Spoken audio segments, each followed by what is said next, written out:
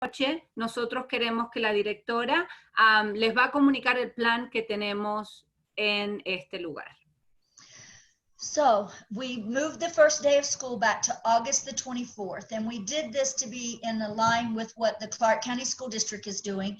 And we only did that for our family members that have older children that sometimes help supervise or get kids ready for school. And we thought it would make it a little bit easier for families if everybody was starting school at the same time. So we are pushing our first day of school back to August the 24th. Okay, go ahead. El primer día de clase hasta ahora va a ser agosto 24 y si nada llegara a cambiar, eso sería lo que la directora tiene en su lugar. So what we think it's probably going to look like is that on the 24th, we would be divided up into cohorts. Cohort A and Cohort B is what will influence most of our students. There's also a Cohort C and a Cohort D. But let me talk about A and B first. Go ahead, Sol. Tenemos 4 grupos diferentes, el A, el B, el C y el D.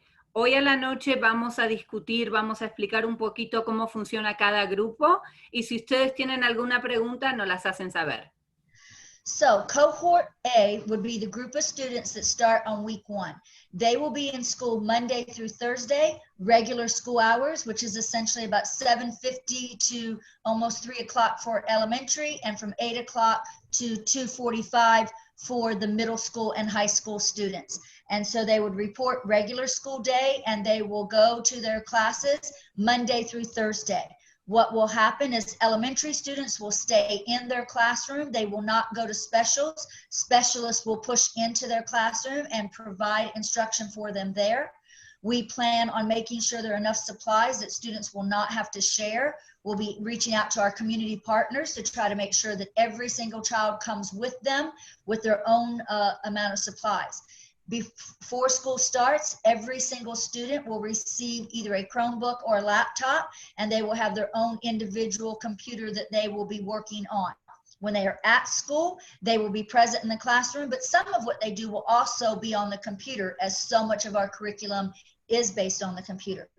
During that first week, Cohort B will be at home, and while they're at home, they will be on live remote instruction. And the live remote instruction is the idea that they will be logged in and working with their families, and or their families, they'll be at home with their families or who's ever supporting them, and they will be able to see their classmates, they'll be able to see their teacher. The teachers will have a large screen TV monitor that they'll be able to see up to 24 students at home. There won't ever be that many. The class will be divided into 2. And so Cohort A would be in the classroom, Cohort B would be at home. We know that might be too many hours to be on the computer, so we'll put in lots of brain breaks. We'll put in lots of other activities so that the students aren't sitting there on the computer all day long. Go ahead, Sol. Perfecto, bueno, el primer grupo, lo que se dice en inglés Cohort A, que es el grupo A, va a ir a la escuela de lunes a jueves. Vamos a tener el horario para escuela elementaria, que va a ser desde las 7:45 hasta más o menos las 3 de la tarde, y la escuela del medio, que es middle school, va a estar más o menos desde las 8 hasta las 2:45. Este grupo va a ir de lunes a jueves. ¿Qué pasa? Cuando este grupo está en la escuela, tenemos el grupo B, que está recibiendo exactamente la misma información en casa, de manera virtual. ¿Qué pasa? Las lecciones que nosotros tenemos para los estudiantes también que están en casa incluyen diferentes periodos de tiempo en el cual el estudiante puede tomar pequeños breaks también. Esto va a ser siempre grupo A y el B. Cuando el grupo A está en la escuela, en el edificio, el grupo B recibe la misma instrucción desde casa. On Friday, what will happen on Friday is that there will be nobody in the school, and at that point, everybody will be doing their remote live instruction. It may not be a full day. We might reserve lunch to the end of the day so that they're finishing up a little bit early, but it will give them the opportunity to see all of their teachers, to follow up on any activities from that week, to make sure they fully understand any work that they have. Because remember, at the end of week 1, Cohort A will be going home, and they will be at home the whole next week. Cohort B will be coming to the school. Why do I think that this is a better plan to have kids 4 days in, 4 days out? Some of the research on COVID-19 is that after 72 hours, the virus dies on its own. So before we open up the building to another whole cohort of students, this way the building can be deep cleaned. It has plenty of time to make sure that if the virus is present anywhere, that it's had the opportunity to be cleaned and removed or die on its own before we bring a new group of students in. And that will be how we go through each week. It will be 3 days, the Friday, Saturday, and Sunday, before we're even bringing in a new cohort. On Thursday, when we send students home, not only will they go home with their computer, but they will also go home with a bag of food to help support those that are on free and reduced lunch, and that they will be able to have food for the next week without being in the building and getting breakfast and lunch. So we do plan to support those families as well. So that's basically what Cohort A and Cohort B look like. How will we decide who is in each of those cohorts? It will be done by Infinite Campus. Infinite Campus is just like you had in the school district or any other school. It keeps track of the grades, attendance, and all the information for the student. By the end of this month, by the end of July, we are told that Infinite Campus will be able to generate a list of students by address. And so that way, any child that is in that home will be sure to be in the same cohort. So if you have a first grader, a fourth grader, and an eighth grader, even a ninth grader, they would be in the same cohort and be coming to school the same time period. So this Cohort A and Cohort B would be rotating each week from Monday and Thursday. Cohort C are students that have special circumstances, like an IEP or an EL plan for our English language learners. It would be the special education team that's reviewing IEPs and determining which of those students need to be in Cohort C, or it would be our EL team that would be looking at students and believe that they absolutely need to be in the building. A Cohort C are students that will come to school when A comes to school and also when B comes to school. So they would be out of the school on Fridays, but they would be there each Monday through Thursday. And remember, that will be determined by the IEP team, or that would be determined by the special education team. I'm sorry, special education team or EL team. There's also a Cohort D. And Cohort D are families who just don't feel that it's safe to return their child to school yet, and they would like to choose all live remote instruction. Students will be expected to log on daily. They'll be expected to follow through of whatever the lessons are, but they would be allowed to stay home while Cohort A is in the building, or while Cohort A is at home, while B is in the building, or while B is at home. Yeah, Poppy. So go ahead. Somebody needs to mute, please.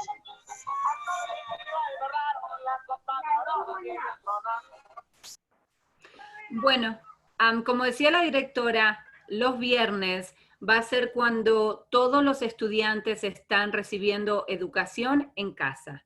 El grupo A, B, C y D. ¿Por qué? Porque tenemos que hacer limpieza profunda en el edificio, viernes, sábado y domingo. El virus del COVID se muere en 72 horas. Eso nos da suficiente tiempo a nosotros para limpiar el edificio para que el grupo B pueda venir el lunes a la escuela.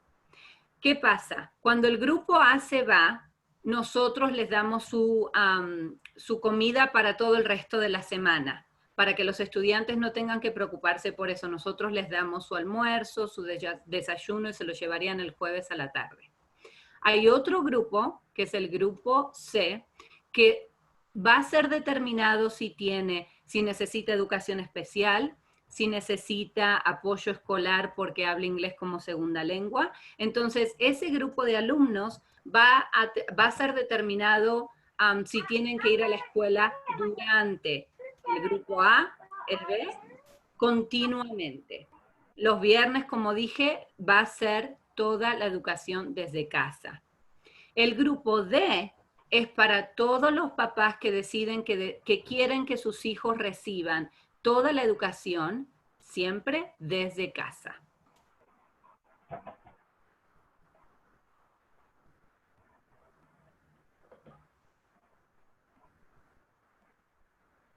There we go. So that leads us to some of the other things to keep in mind. We plan on starting on August the 12th that we would start bringing families in very small groups to go through an orientation. We know that we won't be able to hold an open house where everybody gets to come and see how beautiful the school has become with all the construction, or to meet their teachers in that setting. So instead, we'll have very small group settings where we invite parents to come in with their student to receive their technology, their Chromebook or their laptop, and to teach them how to log into our platform. Many people say that Zoom is not secure, so we have an additional platform that's called Collegia. And so we'll be bringing our students, even our kindergartners, as well as their parents, into the school so that we can train them so that they are fully ready for what the first day of school is like. So everybody will get technology to take home.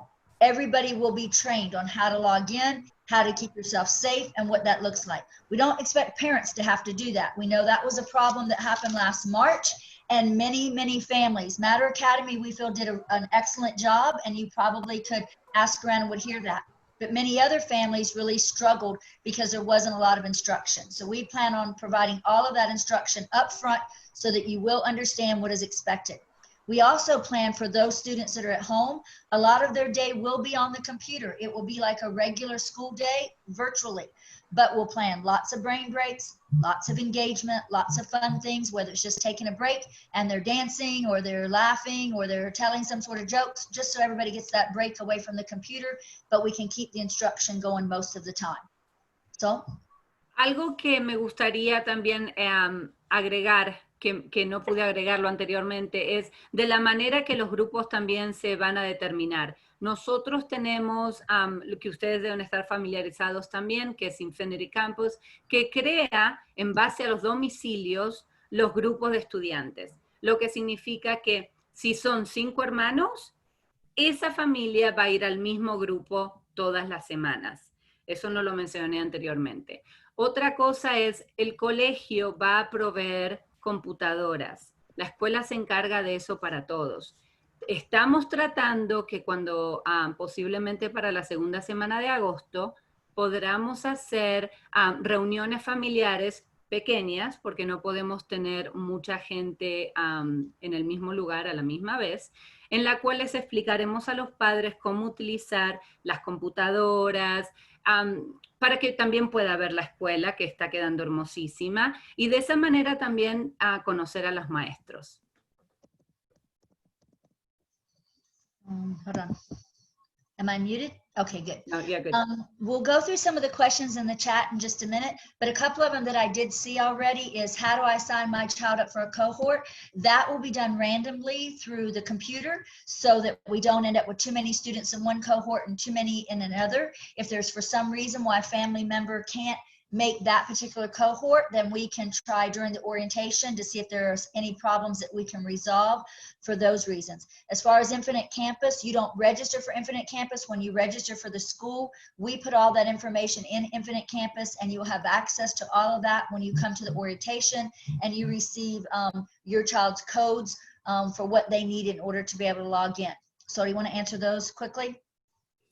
Sí. Una de las preguntas también que yo tengo aquí en el chat es cómo uno puede pedir si desea que su hijo haga toda la educación desde casa.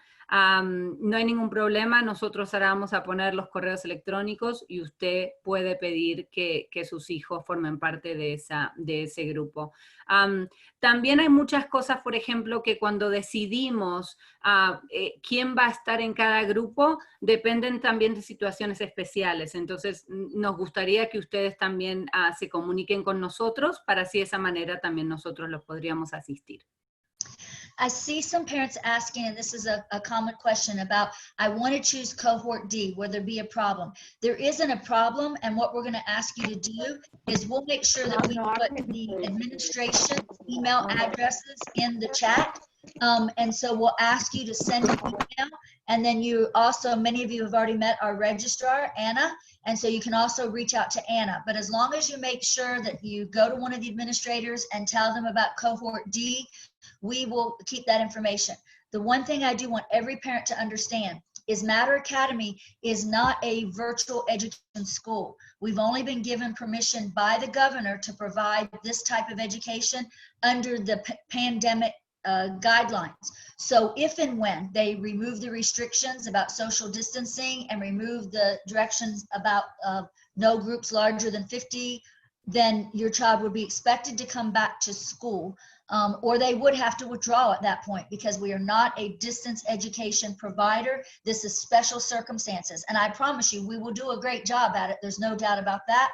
But I just don't want anybody to think that once the governor has removed all the restrictions and we've gone through all 4 phases and we're back to normal, whatever that looks like, your child would be expected to be in attendance at Matter Academy. Go ahead, Sol.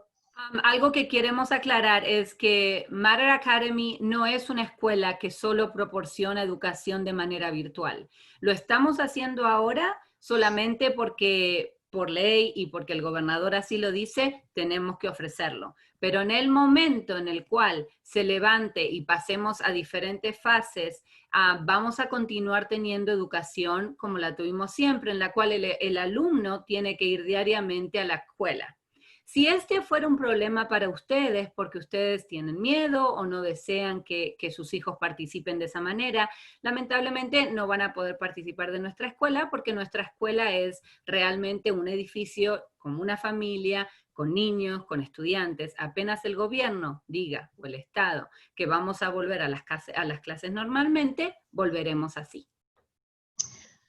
I saw a question that was asked about uniforms. I saw Ms. McDermott referred them to the website, but I'd also like to say a couple of things. So All Uniform Wear is our main uniform supplier, but we weren't sure if they were going to get everything in on time. So we also purchased quite a few shirts, and those will be up within the next week for sale on our website. We'll probably also set up some days that you'll be able to stop by the gym at the school and to purchase those. So we will be sending out some information within about 2 weeks, by the 1st of August, let me say that you would be able to purchase at least uniform shirts through us. Girls do not have to wear skirts or dresses. They can wear pants. They also can wear leggings underneath of a skirt or a dress. I don't want them to wear leggings. Leggings is not part of the school uniform, but if they chose to wear those or tights underneath of a skirt or a dress, that's perfectly allowed. And as I said, they can wear pants or shorts exactly as the boys can wear.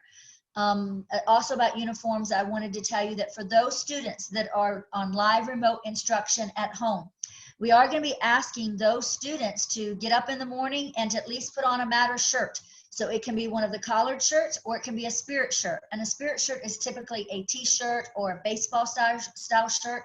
We're going to try to provide one of those to each child when they come to orientation. But we would like for them to get up and at least put that on.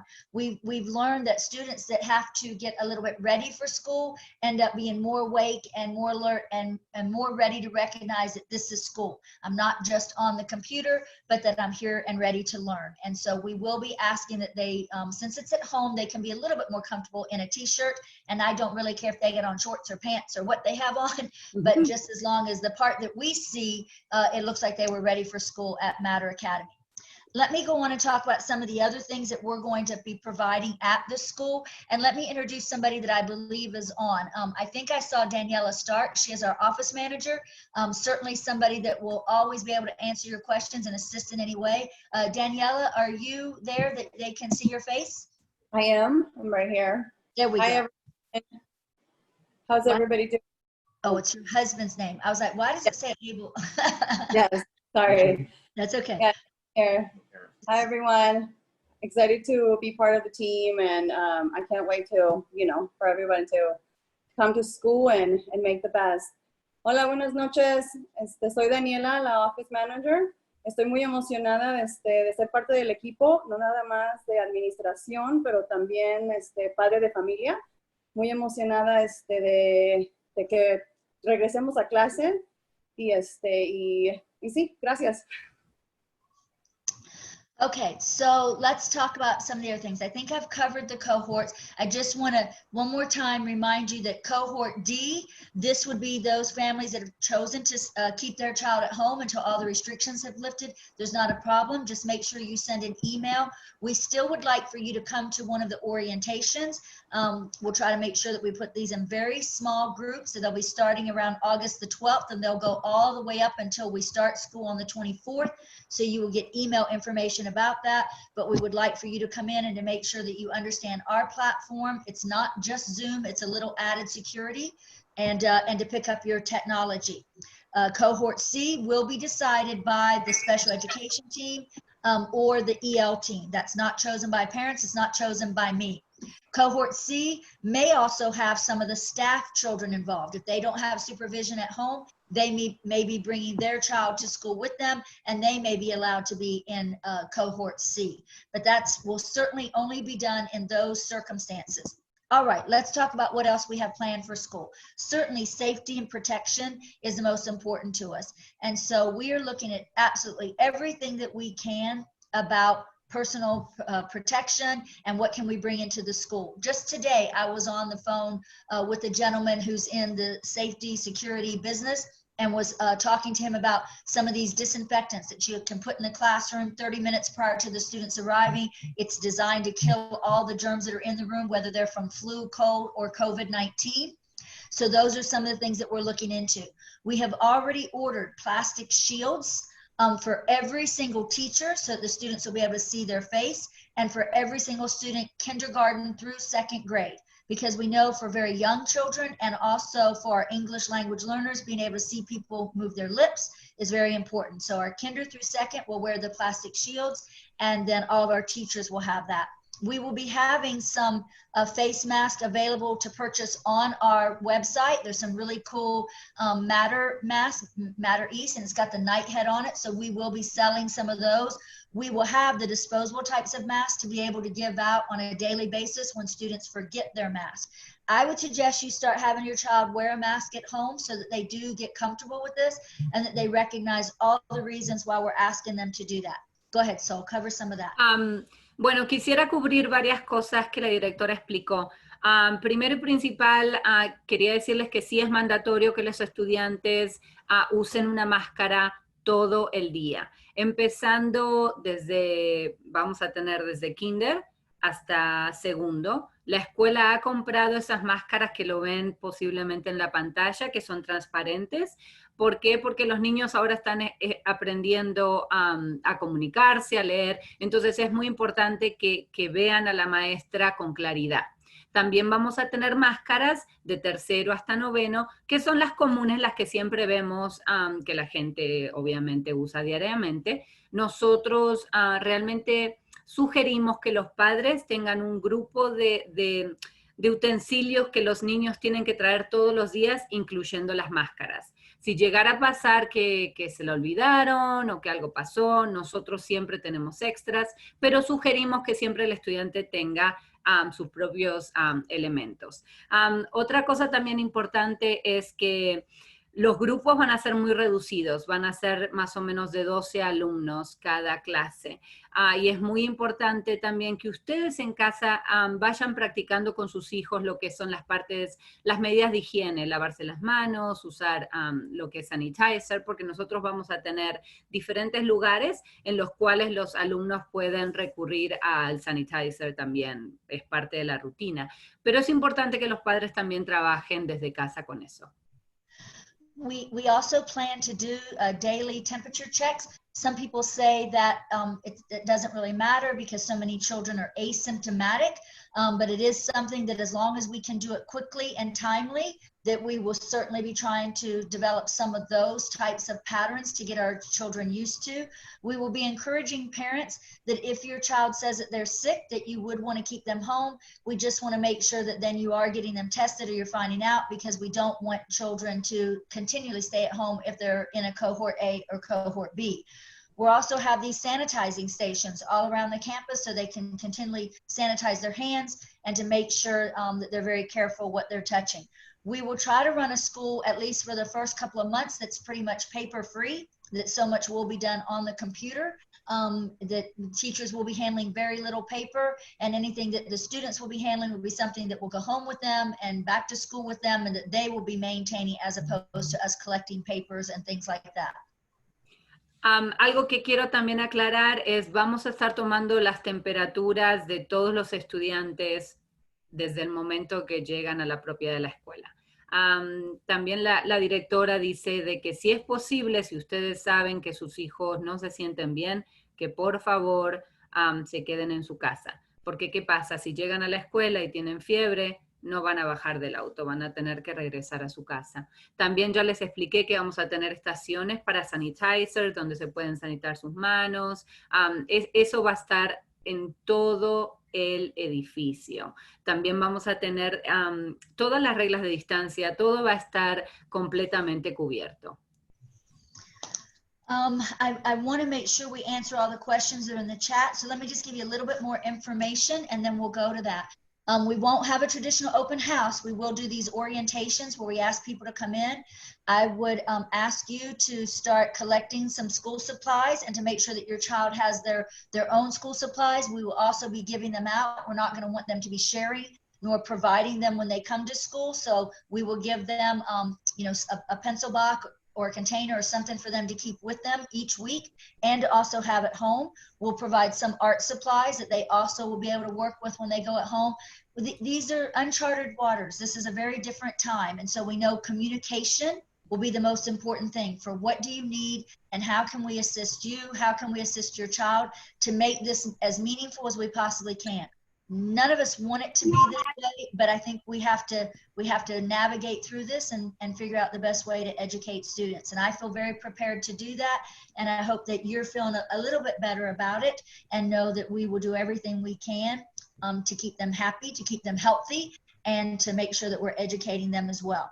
I do want to tell you on July 29th, starting at 8 a.m. in the morning, we have a resource fair, a drive-through resource fair that is taking place. One of the parents asked about COVID-19 testing. We're going to try to have testing take place. There definitely will be vaccinations. So any parent that hasn't received vaccinations for their child, you can come on July 29th and the Southern Nevada Health Department will be there providing vaccinations. We're also trying to set it up that COVID-19 testing will take place. I saw that one of the parents asked me, would everybody have to be tested? We're working on a system right now where all of our staff and teachers would have to be tested. I don't know that that's going to be a requirement for children. And the reason is this. We know that a child can be tested on Monday and it come back and say that it's negative and within 2 days that they are positive. So for me, testing people prior to them coming to school, they could still walk through the door on Monday having picked it up on a Saturday or Sunday with COVID-19. So until there is more information from the Southern Nevada Health District or the Center for Disease Control, at this point, we do not plan on making it mandatory for students to get COVID-19 tested prior to school. Staff and students will, but I don't anticipate that happening for students. Please remember about a resource fair on July 29th. It will be at the Matter East campus. There's lots of resources as well as a vaccination. So go ahead and do that and then we'll do questions. Algo muy bueno que va a ocurrir en julio 29 es vamos a tener un evento para la comunidad, en la cual va a ser en nuestra escuela, en Matter Academy East, en la cual vamos a ofrecer para todos diferentes recursos, vamos a ofrecer vacunas y también va a haber una posibilidad de que se pueda ofrecer lo que es todo el test para saber si uno tiene COVID o no. La directora no piensa que va a ser un requerimiento hoy por hoy que los estudiantes tengan que venir con un comprobante de que se hicieron el examen. No, pero lo que sí les asegura es que todas las maestras van a hacerse el test. Así que sus hijos van a estar en muy buenas manos. Pero sería muy bueno que vinieran el 29 de julio porque sí se va a haber muchas compañías en las cuales van a recibir muchos diferentes recursos. There was a question that said, if we want to keep them home, can we change our mind later? Yes, absolutely. You can start out with Cohort D, and then either as the phasing is moved forward a little bit, or when some of the restrictions are lifted, certainly we want as many students to be joining a Cohort A or Cohort B as soon as you feel comfortable doing that. Other questions? Does somebody, Mr. Sandegate, Ms. Ranney, somebody want to start, or Ms. McDermott, read some of the questions and let's go through those questions? Sure. So in my case, I have 3 girls, which one of them is going to a different campus. Will you all take that into consideration when placing them on designated groups?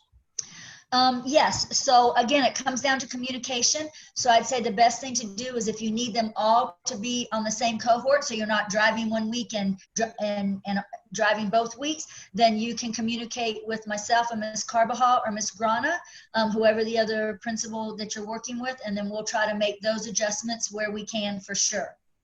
One of the reasons we did the 4 days on is, as a parent, it seemed to me a little bit easier to be able to plan for a week at a time as opposed to planning for every other day or every 2 days as the district is doing. I thought it might make a little bit easier to make your arrangements for a week at a time. And that was also went into the factor of us figuring that the 4 days on might be a little bit easier. Other questions? Big hot item is safe key. If we can talk about that for a bit. Yes, so we will have safe key, but it will only, because of the restriction that we can only have 50% of our population in the building at any one time. So for us, that's about 600. So safe key will only be available for the week that you are present at school. So if you're in cohort A, when you're present, you can stay after school for safe key. We'll have safe key until about 5:30, 5:45, right in that range. If you're in cohort B, you would only be able to use safe key when you are at school. So you wouldn't be able to come in the afternoon and participate in safe key. If sports are allowed, and right now, there's nothing that's come out that says that we can't have sports. Things are being pushed back more and more. We did just receive some guidance. I don't know if I'm supposed to announce this, so I'm probably gonna get in trouble right now, but we did receive some guidance that they're looking very closely at not having any type of indoor sports. So that would do away with volleyball. That wouldn't just be a charter school situation. That would be an entire state situation. So they're looking more for what sort of outdoor sports do we have. If your child was in cohort B, they could still come to practice if it's an outdoor sport during cohort A. So sports, we would allow the student to come anytime, but if for safe key, because it is inside, they would only be allowed to come during the week that they are at school. There's a question that says, are the kindergartners going to be in cohort A? No, not necessarily, because remember, I can only have 50% of a class.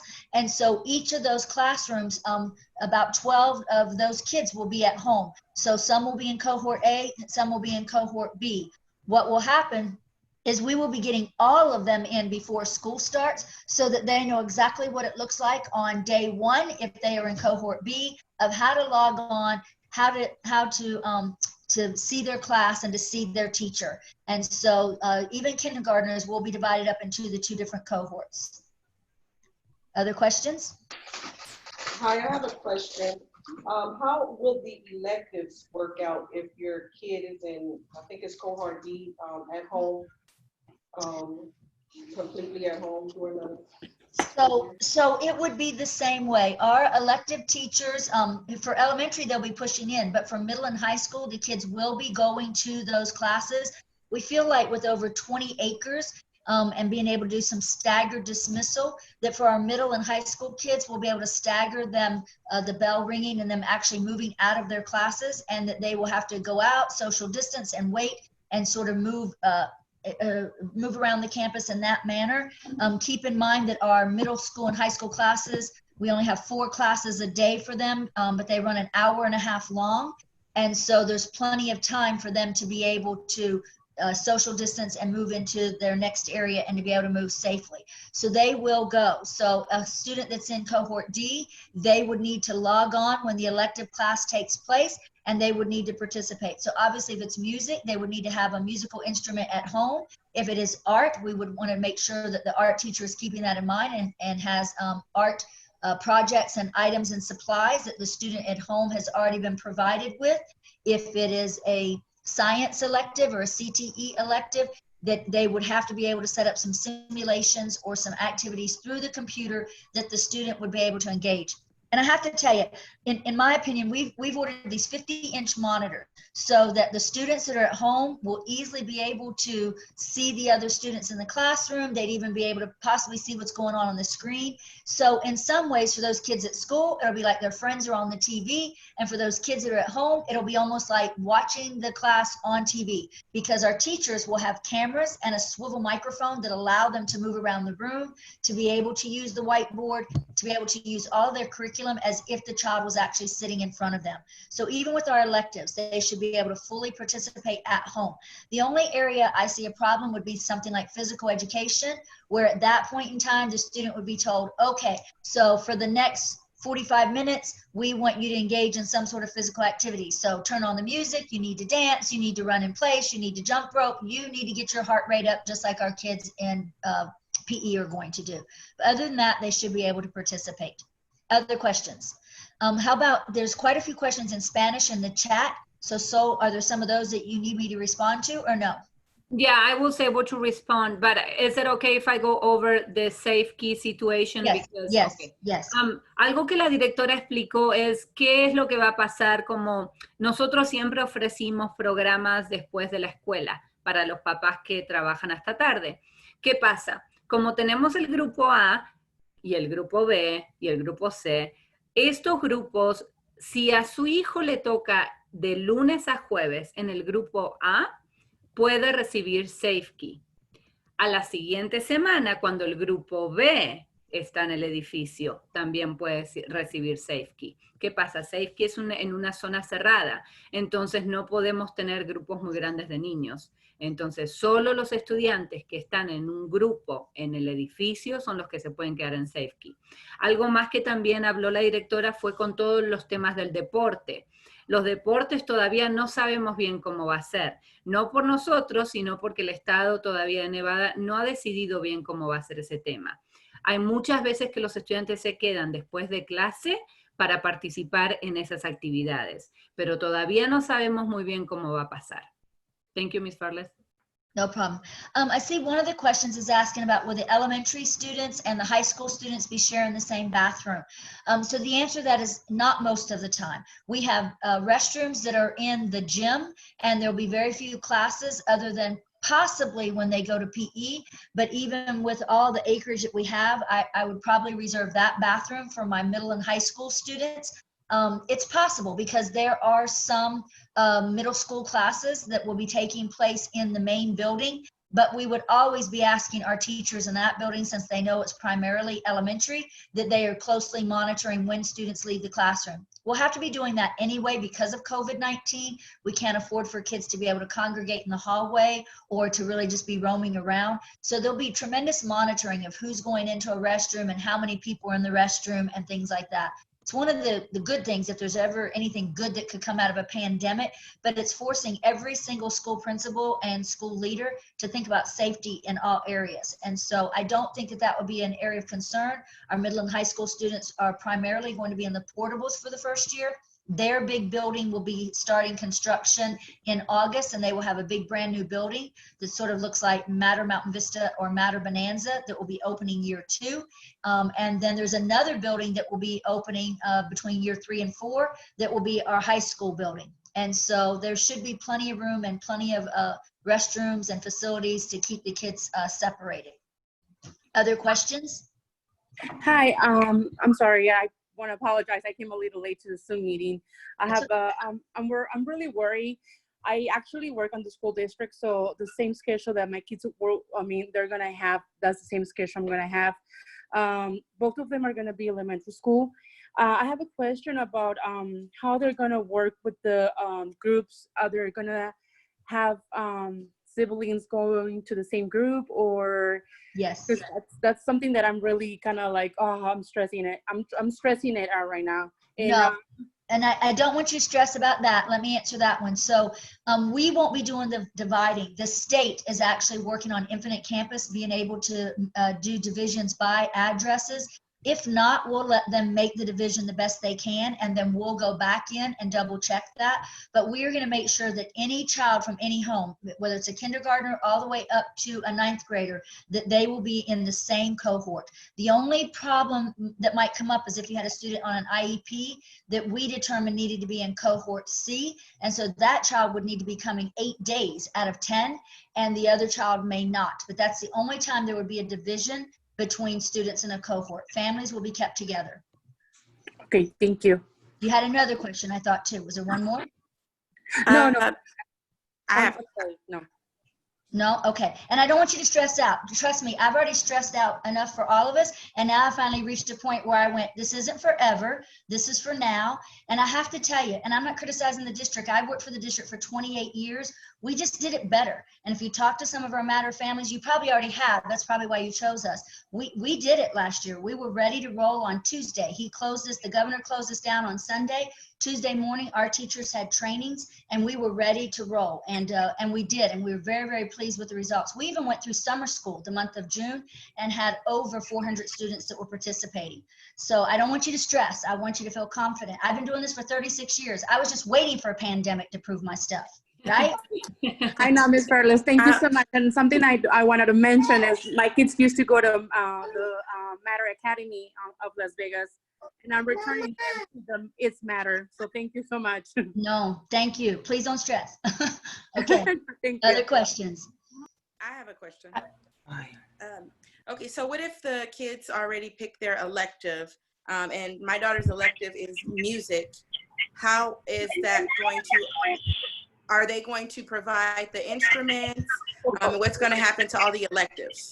So we plan on when they're there at the school. Are you thinking of Cohort D for your child, or no, not necessarily? Yes, I would like Cohort D.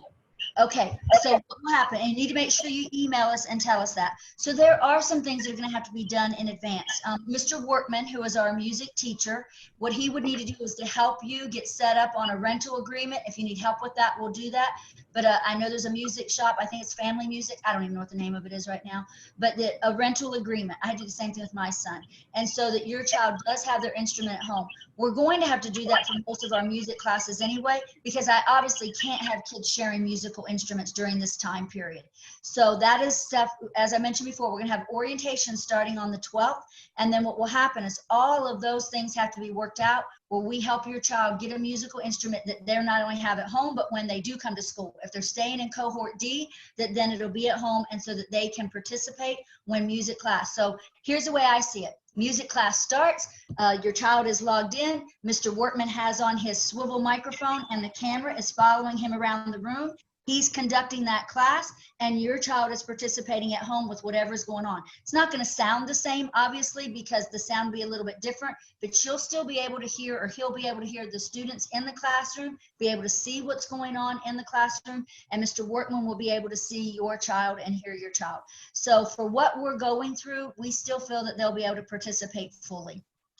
Okay, one more question about PE. What are they supposed to do about PE?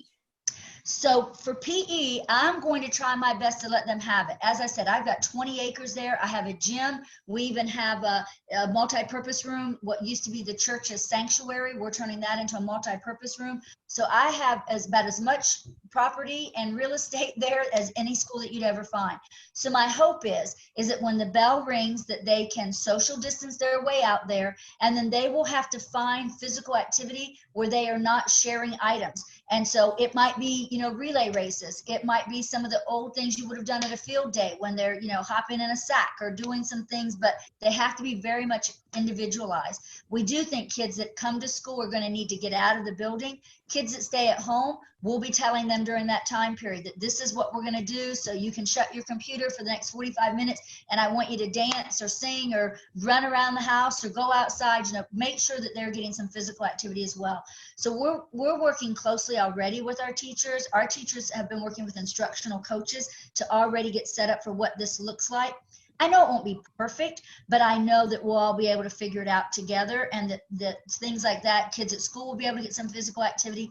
I won't be able to let them have recess because there's no way to keep kids, from violating social distancing at recess, because they just run out there and go crazy, right?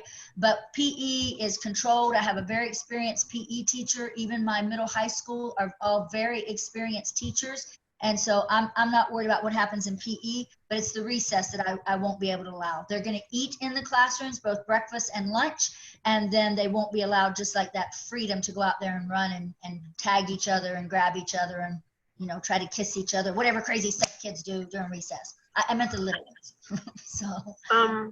So my question is, this is her first year in school. Yes. I definitely want her to be in school. Yes, I don't know if she's been in the camera the whole time, but because we want her in school, with the whole physical activity. She's a very physical kid. Yes. Like, is she gonna be able to run around and you know? So yes, last year, I mean, I really saw some amazing things when we went through summer school, because in summer school you had kids that were Zooming, and it was amazing to me to watch these teachers that would put on Kids Bop and get everybody up to dance and wiggle around. They used to do the very same thing when the kids were present at school. They would take brain breaks, and during the brain breaks, they would get them to stand up. In our middle school and high school classes, they're really good about having some sort of engaging activity where they might need to go over to the board and do something, or go to a different side of the room, or that we're going to be using plexiglass dividers. And so things where they can interact with each other without violating that social distancing. So I feel very confident that she will still be able to, you know, I call them the wiggles and the giggles. We'll be able to get both the wiggles and the giggles out and get a lot of learning done at the same time. Okay. I have a question. Okay. My children will be Cohort D. So how is the uniform going to go? They still need to be in full uniform? Or how does that go? They don't. What I said earlier is that I want them to get up and get ready for Matter. So we'd like for you to make sure, and we're going to try to give not uniforms. I'm going to try to give some T-shirts out during orientation. Mr. Sanagate, make sure I get those ordered. I've talked about that about 5 times and haven't done it. So, but anyway, I want to try to give every student a T-shirt so they have at least one. What I would like is, even if they're in Cohort D, just so that they know they're getting ready for school, they get up, they put on their Matter T-shirt. I don't really care if they got on shorts. I don't really care if they got on flip-flops at that point. They're at home. And I want them to be comfortable at home, but I also want them to know it's school. We did see when school first got out in March that kids were wearing their pajamas and they're laying all around, right? And that's just not a way to learn. And so I do want to stress that. I saw somebody say something earlier about, so they need a quiet workplace. No, it's your home. I don't expect you to be able to keep your home on lockdown while your child's on Zoom. That's why we have mute. You know, the teacher can mute those at home if they've got something that she's got to say, but your life has to continue. Some of you won't even be able to have your children at home. Some of the older ones might be at the library actually doing Zoom on the week that they're off. Some of the others might be at a friend's house. Certainly we can't expect that environment to be quiet just because your child's participating in school. And like I said, we're lucky because we can mute the background noise as long as they can try to focus in and see what's going on while they're taking place. But I would like for them to at least put on the shirt so that they know I'm at Matter Academy today, even if I'm at home while I'm doing it. Sounds good. Thank you. Thank you. Other questions? Couple of questions. Thank you, Mrs. Strada, for what you said. I just read your message, so thank you. So, Ms. Fairless, is there a backpack requirement? So first of all, on July the 29th at that resource fair, they're going to be passing out backpacks as well as lots of school supplies. I had thought about not having backpacks, but the more I thought about it, that seems a little ridiculous because kids are going to have computers that they have to bring back and forth. So I'd rather that be in a backpack or for them to be able to take care of it. I am going to be telling parents all the time, and I'll be sending this reminder home all the time. You have to take that active role to check the backpack every day, because I don't want the backpack to become a thing of just like clutter, where then it does become a place for COVID-19, that they're taking things from other kids and they're bringing it home, or that they're sharing things that they bring from home. I think this is a time where we have to be really strict on what's coming to and from school. So I'm going to allow the backpacks, but I'm going to ask parents to really join with me, or other family members to join with me, of checking them. Look, I speak from experience. I've got a son who's going to be 18 in just a few weeks. And every single year when I looked in his backpack, I thought he must be trying to move out, because it had everything in there. It had food, it had clothes, it had junk. So I don't think we can have that, but I do think they need something to be able to bring, whether it's a musical instrument, whether it's a computer, whether it's a workbooks that belong to them, art supplies. I think they have to have something. So I'm going to allow the backpacks. Ms. Fairless, will there be AM safe key? Yes, we will have AM safe key. I can't promise you how early it would start. At Mountain Vista, we started as early as 6:30. I think some people were dropping off at 6:15. So as soon as I can find that dedicated early staff member that wants to come in early and make some money, we will definitely have that for sure. My question is, how do you get your child involved in the Safe Key program? So when you come to orientation, we'll have some tables where you can sign up for different things, whether it's sports. We're going to have people there from the census that are there signing people up. And so we'll also have Safe Key people there to sign students up as well. Other questions? Can you hear me? Yes. Okay. Couple of questions. One is, if decide to have, I'm still undecided to whether or not to have my son go to school. Yes. If I don't, if he said online studying, would the parents get any type of help to help them get the hang of it? Because I know my son used to go to a charter. We went to a public school because of a very emergency kind of thing, and it was just a lot to go through it to get him started. Yes. And to get him on that path of it. So I had to be with him constantly and trying to get him in it. So it was I wasn't getting emails, I wasn't getting all these things. So I'm trying to say, because I know that the teachers obviously are going to be overwhelmed too. So are we going to have any help in case to have check kids that are doing their homework, or that they're reading and they're paying attention? Yes, it's not your job to teach. If it is your job, then come and see me and I need to put you on the payroll, right? That's not your job. So what we want to do is, that's why I want to do these orientations, and I want to do them in small groups. And so when you get that email inviting you, if it's not a good time, then I want all families to communicate with me so that we can work around that. That is going to be the most important thing, because we're going to make sure that your child, unless your child has a severe disability, and if they do, they're going to be coming to school most of the time anyway, right? But unless they have a severe disability, we're going to teach them how to log in, what they need to do. We will also have breakout sessions. Earlier tonight, we introduced Miss Danker. She works with special education. We also, Soul you met, Miss Walton is on. We have a tremendous EL department. But all of these people are ultimately interventionists, and so they can do breakout sessions. If your child is really struggling, following the teacher, paying attention to what's happening, then we're going to be asking them to do a breakout session. So they will pull your son. What's your son's name? Kyle. What is it? Kyle. Kyle. So then what they would be doing is they're going to say, Kyle, Maribel, Araceli, I want the three of you to join me in this other session.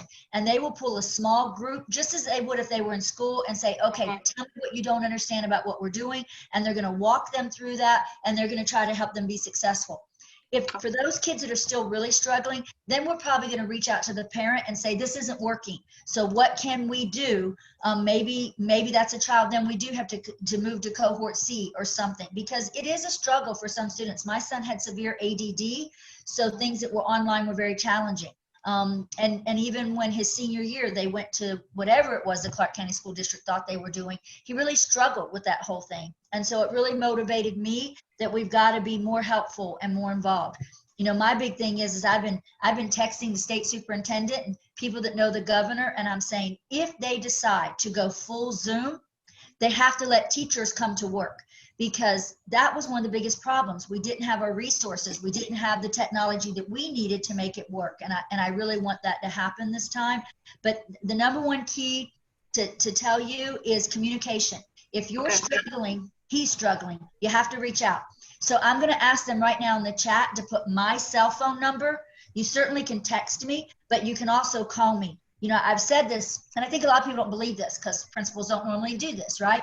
But I'm a parent, and there's nothing that frustrates me more. And keep in mind that I've been doing this a long time, 36 years, so I usually know people in the business. But when I have a question or I don't understand something, the school is closed and there's nobody for me to ask. And so from the time I thought of my question at 4 o'clock until 8 o'clock the next morning, I'm on fire, right? So I want my parents to be able to reach out and to ask a question. And even if I can't get back to you right away, it may be that I'm investigating what the question is so that I can give you an accurate answer. So I want to encourage all of the parents that are still with us right now. You have to reach out. These people that I introduced you to, there's a reason why they work for Matter Academy. There's a reason why they work for Renee Fairless. And it's that they're doers and they're compassionate, and they know their job is to teach and instruct, not yours. So if that was true, you would just do homeschool. You wouldn't choose Matter Academy at all, right? Yes. So let us do our job and hold us accountable. And I mean that. I genuinely mean that. Perfect. Thank you. And my second question is, I know that you talked about the face mask and Yes. the face shields for the teachers and all that. Yes. If the child wears a face shield, are they required also to wear the face mask, or? No, we're just doing the face shield. Every single report that I've read is that what you're really trying to do is to stop the spread if they cough or they sneeze. Yeah. And that shield does that. So unless they're pulling it up, that should, and we're not going to allow that. You know, we're going to be talking to people that are doing that. Yeah. That So should, all the children, as long as they're wearing either a face mask or a face shield, are okay. absolutely. Okay. Absolutely. Yep. Perfect. Thank you. Thank you. Other questions? So Ms. Fairless, I'm sorry. go ahead. Go ahead. I came in late. When is the orientation? So they'll start on the 12th, and then they'll be divided up by grade levels and by small groups of families. So about the first week in August, you'll start getting information for when your orientation will be, and we'll give you a couple different options. And if you can't make it, you're going to reach out so that we can reschedule. But starting around, Thank you so much. we're not supposed to be able to get into our building until about the 7th is when they're going to be done with construction. So it should be the next week. Other questions? So Ms. Fairless, if a student in someone's class comes back positive for COVID, will the whole class stay home for 2 weeks? No. So we have had some staff members over the summer that have contacted COVID-19. And so in working with the Southern Health Department, I've learned there's really 3 different things that families need to know. The first one is, was there sustained contact? Now we can assume in a classroom that most of the kids had sustained contact, but then it also has to be that they were less than 6 feet away. So it really would only be those students that were extremely close to the student that were less than 6 feet. Now, if we're doing our job with social distancing, that really shouldn't take place. The other big one is the face mask, is if the person who has the virus was wearing a face mask and there was social distancing, there's no reason to believe that there was any spread whatsoever. And I have to tell you, that's been really proven to be true. For example, I mentioned that we had some staff members, and what we saw is that none of our other staff members that were around these individuals contacted COVID-19 because of the fact that they always wore face masks and they were further than 6 feet. Who did get it was their family members and close friends that they got together with and weren't wearing their face mask. So we'll be following the very same thing, and it's what the health department has told me over and over again.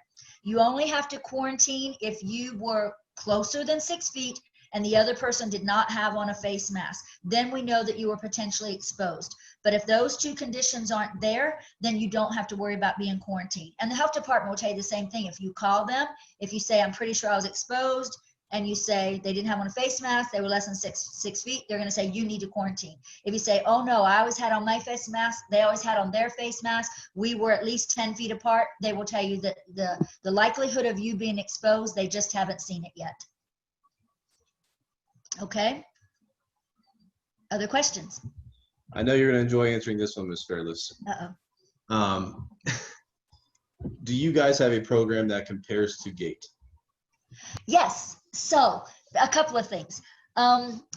We have not started a GATE program. I did just talk to a parent who's getting her GATE endorsement about working with all 3 of our campuses. The main reason we have not had a full GATE program, and I'm not criticizing GATE, let me say that, I'm not criticizing GATE, but when I was in the district, GATE was often, they came in, they took these kids that had tested very high, and then they pulled them to a separate room and worked with them once a week. And so they missed whatever instruction was going on in their classroom. And they also segregated them out so that often other kids, you know, thought that they were different. So it just didn't seem like a very successful way of taking your high achieving, high performing, extremely intelligent kids. So what we've always tried to do is to challenge those students. I'll give you some examples. We developed what we called, it's almost like the old fashioned, keep in mind I'm old, but the old fashioned walk to read, where the kids that were accelerated would go with the higher. Some people don't like that model, but for us it worked really well because of the fact that we were able to put those kids with the other kids that were reading at the same level as them, understanding at the same level as them, and then we could push our EL support or our special education support with the kids that were struggling. So my high kids weren't sitting there watching the young ones or the ones that were struggling, and they also were being challenged. especially when you start to look at the age levels. We use something known as the Ready Diagnostic, and it will show us exactly what grade level students are at and whether they really should be taking higher level programming. So a student in the 4th grade really may need to go to 5th grade for reading, but maybe not 5th grade for math. So we look at those types of things. By the time they get to middle school, we use what's called Springboard. Springboard is developed and produced by College Board, which makes every single AP class. So what we're doing the minute they step into 6th grade is we are preparing them for the most rigorous curriculum that they will ever get in high school. And so we try to develop a very rigorous program. I've heard of other schools that say, oh, we're teaching kids a grade up. And then if you look at those schools, their test scores usually are very poor because most kids aren't ready to actually be exposed to this content up here until they've actually had the lower content. You're not going to teach a student calculus until they've had algebra. And so we try to use that format just to make sure that we are able to do those types of things. And so, no, we haven't developed a formalized GATE program. We just try to work with the students and with the teacher to make sure that we are truly challenging students. Our 5th graders will be allowed to take middle school electives.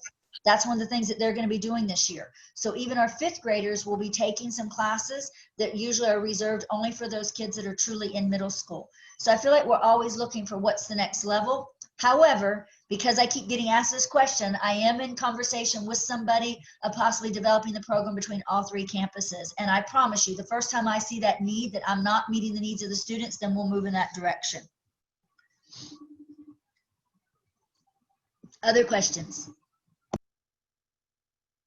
Ms. Theros, a lot of the questions that are coming in are just repeat questions about cohorts because people are signing on a little bit late. So we're trying to answer them as they come in. There's quite a lot. You're muted. Oh, sorry about that. Okay, go ahead. What was it? People that just want me to go back over to the same stuff again? If you could just go back over to the cohorts, because that's where a lot of the majority of those questions are coming from. So before I do that, let me take those people that have been on since 6, because we're right at an hour, and make sure I've answered all of those questions. And those that that got home late or weren't able to get right on at 6, I'll ask you to stay with me for just a few minutes and let me get those that have been on since 6, and then I'll go back over. I do see a question that says, does a student with a 504 plan qualify for Cohort C? Yes, potentially. We will have our school counselor as well as our nurse sit down and see what was the 504 plan developed for, and then based on that, they'll sit with our administrator. I think it's Miss McKenna. It will be Miss Delatorre, who's our nurse, and then also Miss McDermott, who is one of our administrators, and I'll have that team look at the 504s and make a determination for what's the best fit for the student. We'll always involve parents in those conversations. So yes, that's something you can bring to their attention, and then we'll look at that. Okay? I do have a question. Okay. Hi, so if we just recently moved, where can I update my address, or how do I go about that? I think Miss Anna are you on right now, Miss Anna? Yes, I'm here. Okay, so that is our registrar. And so she's the person that handles all of that kind of stuff. And so I'll ask her to put her email or her phone number, whatever she's comfortable with, down in the chat. And you can reach out to Miss Della and she will take care of all of that for you. Absolutely. So I'll put my email and my phone number. If I don't answer, please text me. I will get back to you. Say it in Spanish too, please. Para cualquier persona que tenga alguna pregunta en referencia a registraciones o los sketches de los niños, voy a poner mi correo electrónico y mi número de teléfono. Si no les contesto, favor de mandarme un mensaje de texto y les voy a regresar el mensaje o la llamada lo más pronto posible. Excellent. Gracias. Perfect. Thank you so much. Another question. I'm so sorry. Okay. So if we moved like away from the zone, will my child like no longer be eligible to proceed? Like, I don't mind traveling. Nope, there's no zones with charter schools. It's the beauty of charter schools. So you can live anywhere in the state and still come to our school. Perfect. Thank you so much. Thank you. I have a question really quick, please. Okay. So my son was testing for an IEP at his previous school, but due to the closure, never completed it. I don't know how to proceed with that because he's going to East this school year. Okay, so I'm going to ask one of my administrators to put Dr. Baxter's email in there. It's Christine Baxter at Matter Academy NV. She is our special education facilitator, and so she'll work with our school psychologist to try to determine possibly you can reach out to her, give her your phone number. They'll reach out to you and they'll try to find out where the testing procedures stop, and maybe they can get some of this done before the school year actually starts. With us moving it back to the 24th, I think they were going to try to start notifying some parents in August, so maybe they would be able to get back into that area. Also, maybe if you reached out to Miss Anna Della O, our registrar, she could try to reach out to your previous school if it's here in town and see if we can get any information they had. Perfect. Thank you so much. Thank you. And if you guys will make sure, not just Miss Baxter, but I don't know if we ever put my phone number down in the chat. So if we can make sure we do that, I'd appreciate it as well. Okay. All right. Other questions? Hello? Yes. I have a question. Yes, so my question is, so I'm so sorry because I came late. So my question is about the uniform. So yes. Can I know, is this going to be the same uniform they're going to use it, or they have another uniform they can use it? So, and then the second one is about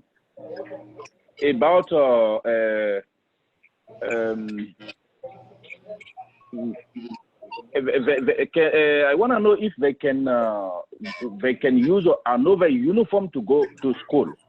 So we have a uniform provider. It's called All Uniform Wear, that's on Warm Springs and on Stephanie. So they sell our uniforms. We will also have some very soon on our website that are the shirts, but we typically do expect them when they're coming to school that they're in a uniform. For pants, it can be black, navy blue, khaki. So there's a variety. On Friday, they're not coming to school on Fridays, so forget that. Usually there's a spirit day. But so they do need to purchase the uniform unless they're at home, and then they just need a Matter t-shirt. And we'll be having lots of those on our website very soon to sell. Okay. Okay, no problem. So, sorry, my last question is about the car. I don't know if they have transportation over there. We don't. The state doesn't provide the type of facility funding for us to have buses, and so transportation is usually provided by families, at least until they get to know other families well enough and possibly set up some carpools.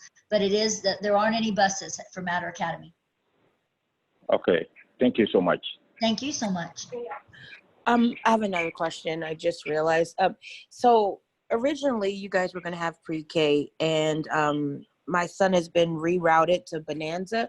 Yes. However, now I'm going to have one son in first grade at East, one in pre-K at Bonanza. Are their cohorts going to be the same? You can request that. Miss Grana and Miss Carvajal and I all work very closely together. So once you start getting your cohort information, if they don't line up the same, you can reach out to one of us and we can move the other one. We can certainly accommodate families that have that type of a situation, particularly because we're so close to Bonanza. So it should be very easy to make that accommodation. You just need to reach out to us and let us know once you get the email confirming your cohort. Awesome. Perfect. And I'm sorry that happened. The state just, we were only going to have one very small pre-K, and because it's not in our charter school application, even though we have it at both our other campuses, for the first year, they just did not want to approve us having that there. But we're building a pre-K center to have in the future, so you'll have to tell people, hopefully in the next year or two, we will have pre-K. And that's great. And one of the things that goes along with that question is because he was approved to go to East, after pre-K, is he going to be able to just then hop over to East for kinder? That's a great question. And I don't think we've actually thought about that or addressed that.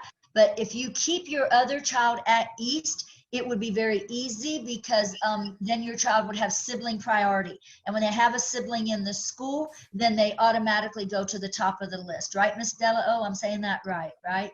So if she keeps one child at Matter East, she'd have the sibling priority. Yes, she will have sibling priority, but however, she will still need to apply January when open enrollment is. So she would have to submit an application. Right. Okay, because I was going to recommend to you, I was like, did you see about moving the other one to Bonanza? But I wouldn't want you to do that if ultimately you guys want to be at East. I'd want you to keep the one there so you keep that priority. and that's the reason why I stayed at East, because I like the idea. I went to a private school, so I like the idea of being, you know, this is the only school you have to worry about for the rest of your life until you get to college. That's right. Well, we plan on even having dual enrollment in a couple of years, so we should be able to get them at least doing an associate's degree before they have to leave. Amen to that.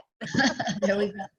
So, okay, I see there's lots of other questions. Be at all the matter campuses or just at say that again. Would that be all the Michelle, all matter campuses, dual enrollment, just we don't know what She's the asking, campus- are all the Matter Academies going to have dual enrollment or just the East Campus? Just the East campus. Just the East.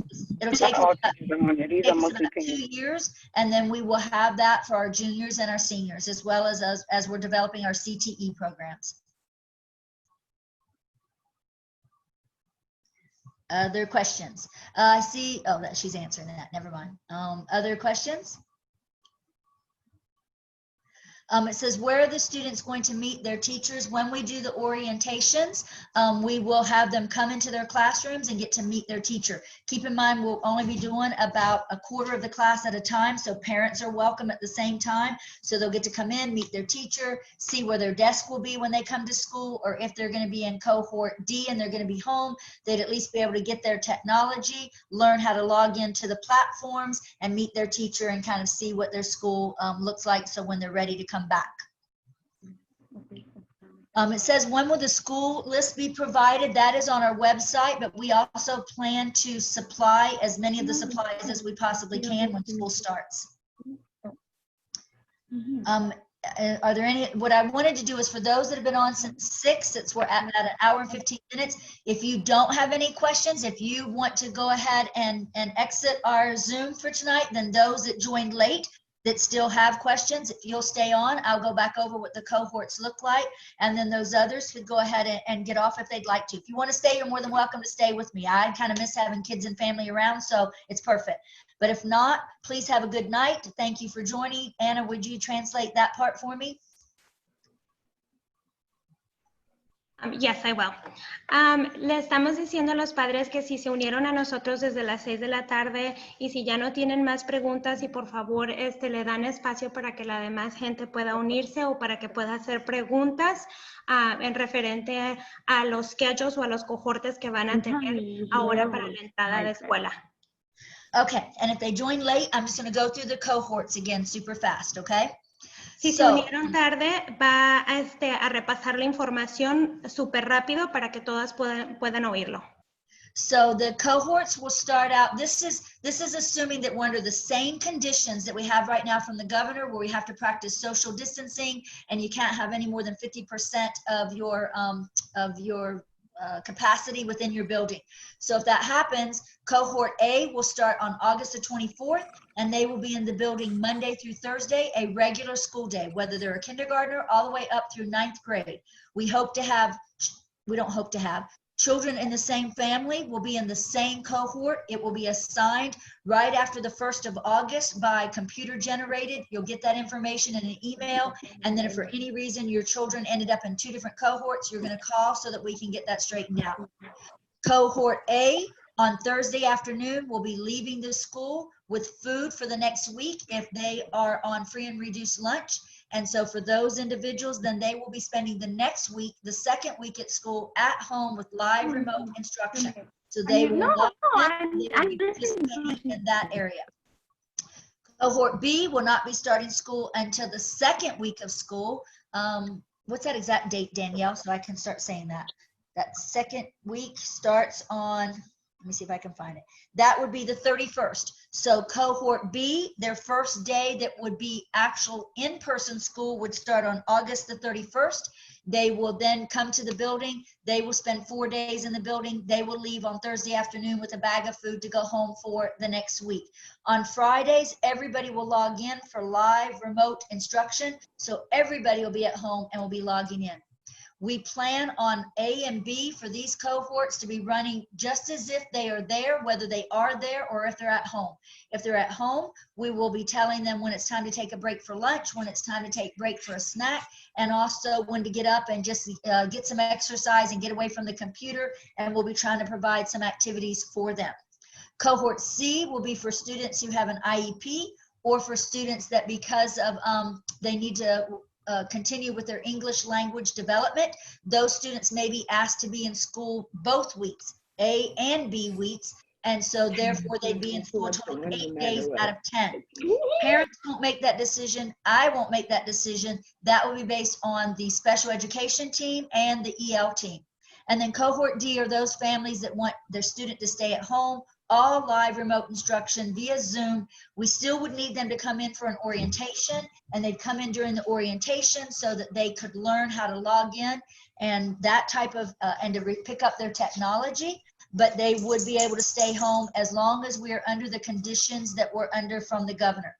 Once the governor removes those restrictions, those students then would need to come back to school because we wouldn't have a license to continue remote instruction. Here's a question we haven't been asked yet, Ms. Fairless. Will graduation for 8th graders still happen? You're muted.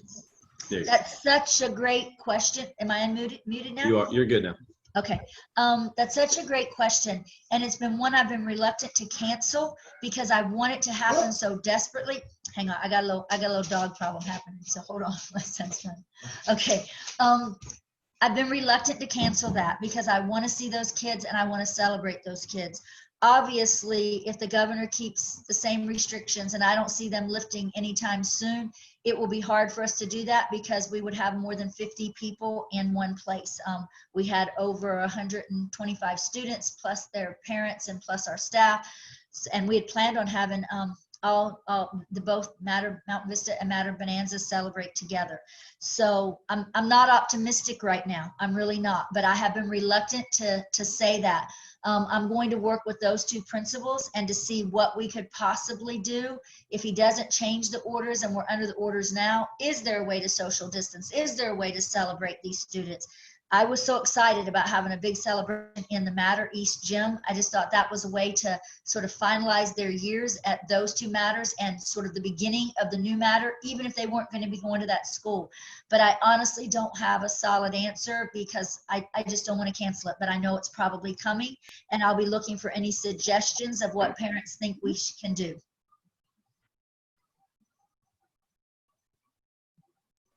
I know Elba just raised her hand if you want to go. Elba Ruiz. Elba, question? I just wanted to know, do we need to purchase the uniforms online, or can we buy them at a store? Like, do they need to have the... So if they're going to be coming to school, they definitely will need uniforms, and it's called All Uniform Wear. It's located on Stephanie and Warm Springs. They also have a website. I'll make sure somebody puts that in the chat so you can find their website as well, and you can purchase your uniforms through them. We also will have some uniform tops that'll be available on our website very soon. They're supposed to be coming in. I think they might actually be in. We just got to get it set up on our website. So we'll have that up very soon. So it has to have the school name on it, though.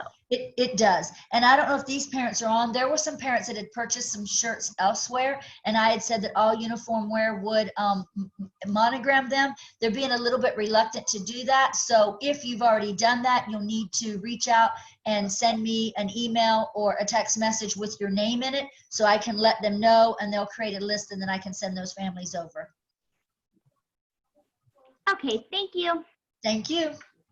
Other questions? Krishanda has her hand raised as well. Okay.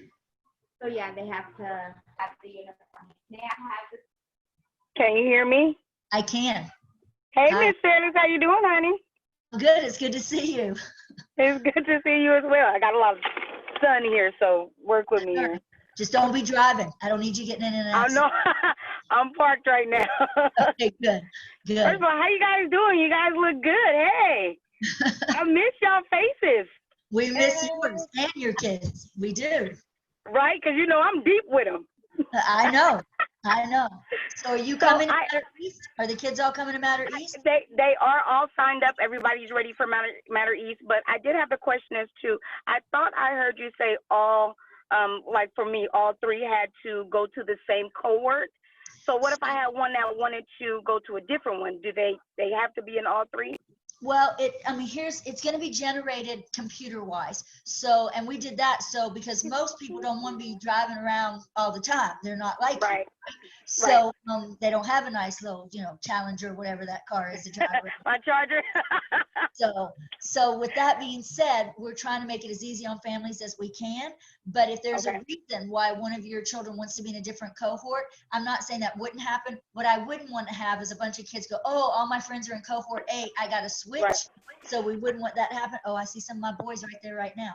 But yeah, there's Christian. They're doing some social distancing football practice. They've been needing to work out. I love that. So, and anyway, what I was gonna say, so I don't want to get into that, right? Where kids are just changing because of friends in this cohort, because it is going to be done by address, but it's something that could always be taken in case by case to see what's going on and why we need to change. Okay, and one more question. Yes. When do I need to have the cohorts in, or do I need to know the decision by? So if you're choosing D, the sooner you can send that, fine, as long as we know before school starts. C would be something that would be up to the special education department, the EL department. The cohort A and B is going to be computer generated. So you'll just have to wait till you get that information in an email. Okay. So go ahead. Wait a minute. So I'm not choosing. Yeah, you won't be choosing. We'll be sending it, and then once it's sent to you, if there's any issues, you'll be letting us know. Okay. Okay. Will do. Good? Okay. Thank you, ladies. I appreciate it. Good to see you. You too. Ms. Fairless, I know we have Rich Sandegate, our athletic director, on the call, because there are some questions regarding our sports page on our website that I would like to have him clarify if he could. Yep, that'd be great.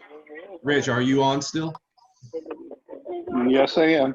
So we have a couple of parents going to the website and looking for sports information. They said when they click, they don't see too much. Could you clarify where they can find any information that they would need in regards to sports in the upcoming school year? Yeah, they just have to go to, I think it's Student Life, and then click Athletics. And then there's all information for elementary and middle school, and then for high school. It's all there. You just have to click through it. The coaches are listed, teams are listed.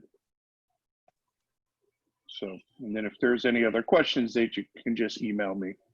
I'll put Rich's email in the message for everybody, just for any clarification that you may need. Thank you, Ms. Fairless. No, thank you. You had Vanessa had her hand raised. Okay, Vanessa? Yeah, hi, my question is, can you hear me? Sorry. I can hear you. Okay, my son was before on Monte Vista Academy. He's going to his Mater Academy. He needs to change uniform, or he can still use the same shirt?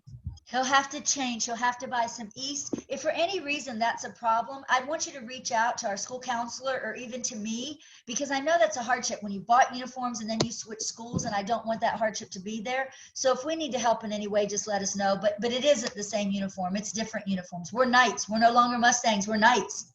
Oh, okay. That's fine. Thank you. Okay, thank you. Other questions? Krishana looks like she's driving a bus. The Lafitte bus. So any other questions? Anything new in there? No? I'm trying to sort through because there's so many. I'm trying to. There was one about a drop off and dismissal. So drop off and dismissal during orientation, we will have maps. We will give everything out. It's really going to go down Sand Hill and come up through the back through Harris. And so it'll be a loop just like we've had at our other schools. We do plan on doing a silent dismissal. I hate that, just so everybody knows, but it's the safest thing to do, where school students will stay in the classroom until their car is actually present. It will certainly slow down our dismissal process, but we know that it'll help with social distancing. So in the morning, there will be different drop-off points where we are going to try to check temperatures, and then students will go directly to their classrooms. There won't be a morning ceremony until the governor releases some of the restrictions that are there or removes some of those restrictions. So that's kind of what drop-off will look like. And then pick up, it will be the silent where we'll see your car, the classroom will be alerted, and then they'll send the student down. And then it'll take a really long time and everybody's gonna be mad at me. So. Ms. Ferris, I apologize if you've already explained this, but the lunch forms for our families to fill out. The lunch form, is that what you said? Yep. Yes, thank you for bringing that up. So they should have already been out. Anna, are you still on? Have we heard anything about free and reduced lunch forms? Do you know? Oh, not yet. Not yet? Okay. Not yet. They should have been out July 1st. I think they're trying to make it online. So, and I'm going to want you to translate this, okay? So the free and reduced lunch form should have been out July 1st, but they're delayed because I think they're trying to make it an online form. I do want every single family to know that we have $500,000, $500,000 that is waiting. As long as I have over 80% free and reduced lunch population, then we will get that $500,000 from the federal government. So I will be nagging, begging, pleading, hollering, acting crazy to make sure everybody does a free and reduced lunch form. Even if you don't think you're going to qualify, even if you plan on keeping your child in Cohort D, I will need those forms, and I have to get over 80%. So I don't care how much money you make. Let me let you translate that, and then there's another piece to it, okay? Ok, nos está diciendo que las aplicaciones del almuerzo reducido o gratuito deberían de haber estado fuera para julio 1, pero pensamos que hay un retraso porque estamos pensando que lo quieren hacer electrónicamente. Entonces hasta ahorita no lo han dado, no los tienen ahorita disponibles, pero es bien importante que todos ustedes llenen ese formulario, aunque hagan demasiado dinero o no necesiten la ayuda para la asistencia, porque hay fondos que se le dan a la escuela que son de $500,000 que estamos esperando poder agarrar para la escuela. Entonces es bien importante que todos ustedes llenen la aplicación. Necesitamos 80% de la escuela que entregue esos formularios. Les pedimos su apoyo para que nos ayuden a hacer esto. Gracias. And I saw that a parent already asked, does it roll over? No, you must complete one of those every single year, even if you stayed at the same school. So if even parents that were at Mountain Vista, you have to fill out one every single year. La otra pregunta fue de que nos están pidiendo que si automáticamente se renueva la aplicación y no, desafortunadamente tenemos que completar una aplicación cada año. Entonces, sí es bien importante que las completemos cada año. And I know there's two things. Some people don't like filling them out because they don't want other people to see what they make. But it's just a very simple form where there's like a chart and they check to see, do you qualify or you don't qualify? If you don't qualify, boom. It's not like anybody sitting around going, oh, you know, Renee Fairless makes this much money. It's not done like that at all. It's too busy, it's too important. So they just look at the dollar amount and either check or no. The other thing is that parents that are undocumented are always afraid to fill out these forms because they're afraid that because it's a federal form, it's going someplace. It doesn't. It's only the Department of Agriculture in the state of Nevada. So they have nothing to do with anything. They only look to see how many lunches do they have to provide for my school. Sabemos que esta información es confidencial y que bastante de las veces no queremos poner la información de cuántos son los ingresos que tenemos en nuestra casa, pero nadie se está fijando en los ingresos. Esto es simplemente nada más algo que se tiene que llenar. Es información confidencial, no se le va a dar a nadie. Igual hay personas que piensan que si por motivos de documentación o de legalidad aquí en este país no quieren llenar las formas, pero esto es simplemente para el Departamento de Agricultura, no tiene nada que ver con procesos de migratorio. Entonces toda esta información es confidencial y usted puede llenar la aplicación sin ninguna mortificación. I see that Haley says, I thought lunch was provided at all times, didn't know it was based on income. Is this new? No, it's been that way all 36 years that I've been an educator. So there's just been different ways that we've had families qualify, but there's always been a form. At Mountain Vista and at Bonanza, we ended up being community eligible, and that should end up happening at Matter East. What community eligible is that any of our families that apply for any other type of state assistance, so SNAP, TANF, food stamps, any of that kind of stuff. They actually provide that information to the school, and then it lets the school know what percentage of our families are already getting assistance, and then they'll provide what's called community eligible, and that is that everybody will get free and reduced lunch. And that is why I have to have over 80% of our people fill out that form, because I can't get that information with a brand new school. And so I just need everybody to fill out that income form, the free and reduced lunch form, and then we'll see if we can end up being community eligible.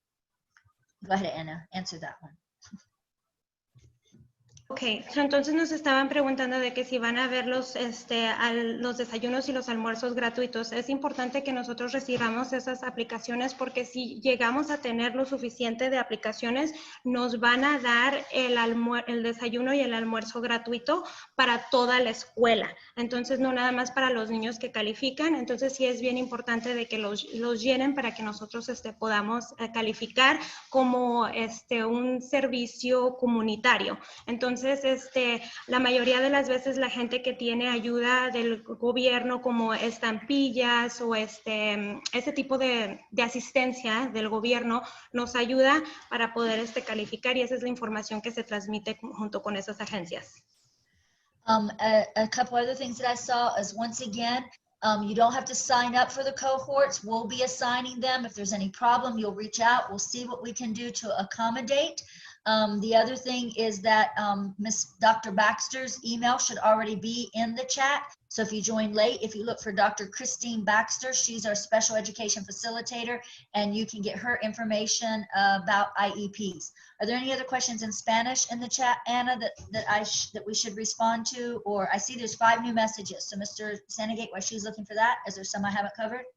Yeah, Selena, I know that you had a question. Was that the only question? I know you said it was too long to type, but I saw you added one in here. Is that the same question you wanted to ask earlier? I can ask the one that she did put in. Can you hear me? Oh, there you Can go. you hear me? Yes. I'm not sure if you can hear me. We can. Yes. Oh, okay. Hold on 1 second. See if I'm doing this right. Oop. Hold on. We don't have your camera. Oh, Okay. Camera. So Hi. we can see you. Hi. Hi.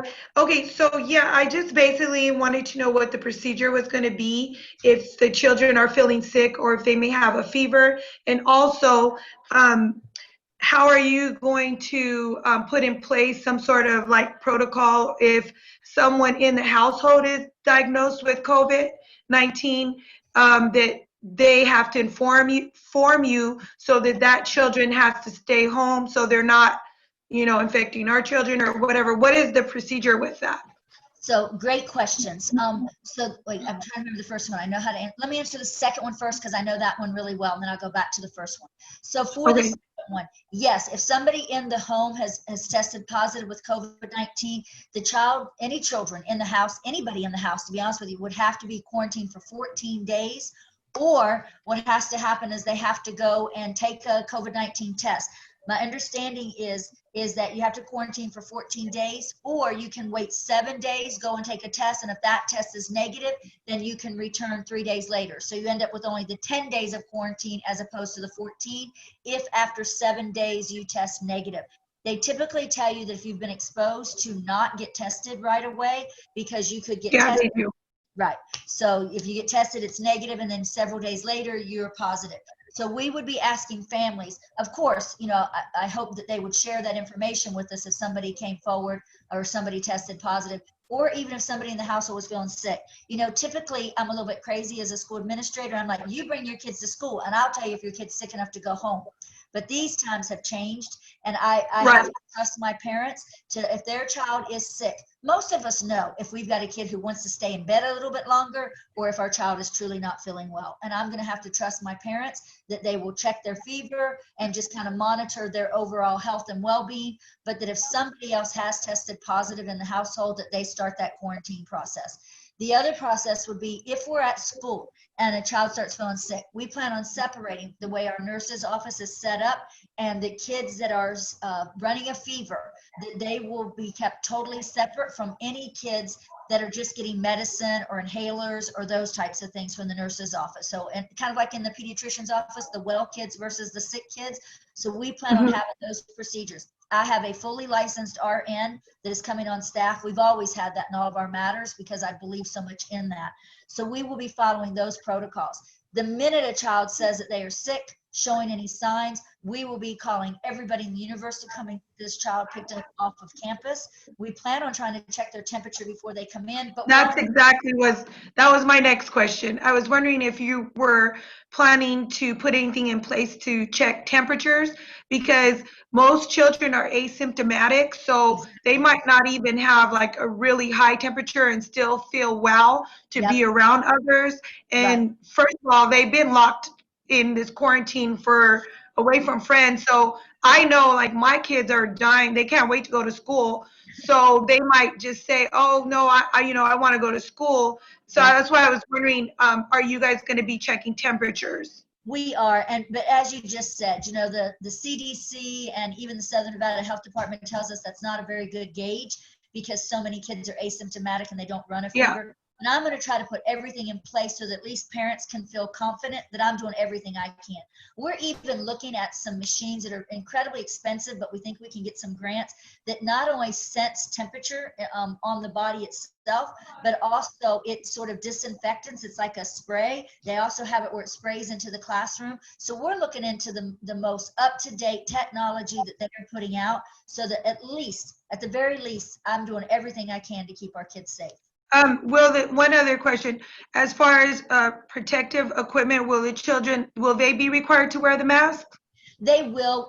We've purchased for kinder through second grade the face shields, and on the one slide we had, it showed you. We've even got some that are coming that look pretty cute. They're kind of decorated on the top of them. So we're going to do face shields for the very young ones. The older ones, we will have some pretty cool matter masks that are going to be on our website for sale. And then of course we'll have the disposable ones that are readily available. I'm asking parents now, I'll be sending this out in an email very soon, is to get your kid to start practicing. I hate them. I'm a mouth breather, and so I feel like I hyperventilate, but it's just what we have to do. They just said in the news that if everybody would do this for the next 4 to 6 weeks, we would see a dramatic decrease. It's when everybody just quit wearing them, you know. And I have to tell you, the employees that I know that have tested positive, they would tell you too, they were some of the best about wearing their mask all the time. And then everybody got a little bit comfortable, right around Memorial Day, I think. And that's exactly when the spread started taking place. So until we feel that it's safe, we're going to be requesting the mask, and we're going to try to maintain that social distancing. So there's only one question, sorry. The other question was for like parents that have like underlying problems, like they're really at risk. Like I have an underlying condition too, but there's some that have really major underlying conditions that could be greatly at risk.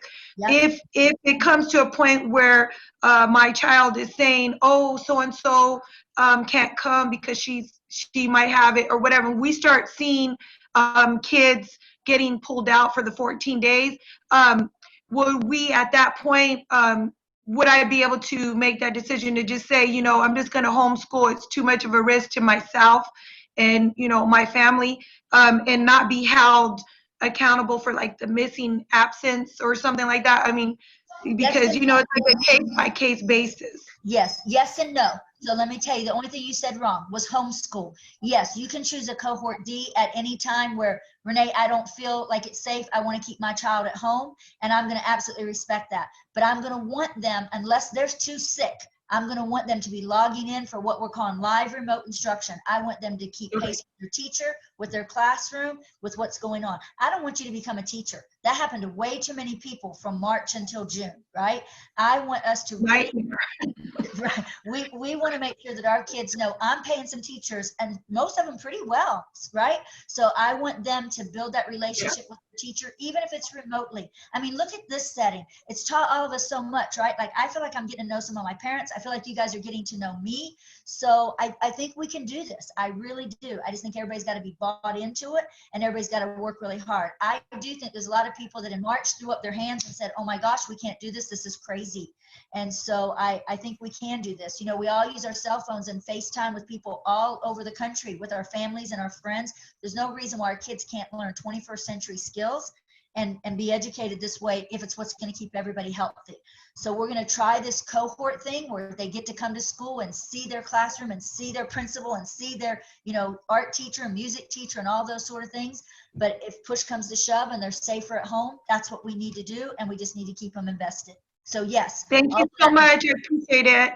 Thanks for answering all my questions. I feel so much better now sending them back.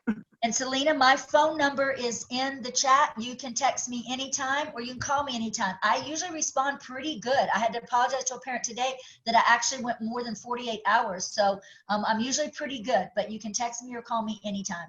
Okay. Oh, great. I see it right there. Okay. Thank you. Awesome. You're the best. Thank you so much for answering my questions. No problem. Everybody stay safe and healthy. Okay, you too. We'll see you soon. Okay, other questions? Who we got left? So Ms. Fairless, I went to the Mountain Vista Zoom and they said something about a drive-by for the 8th graders.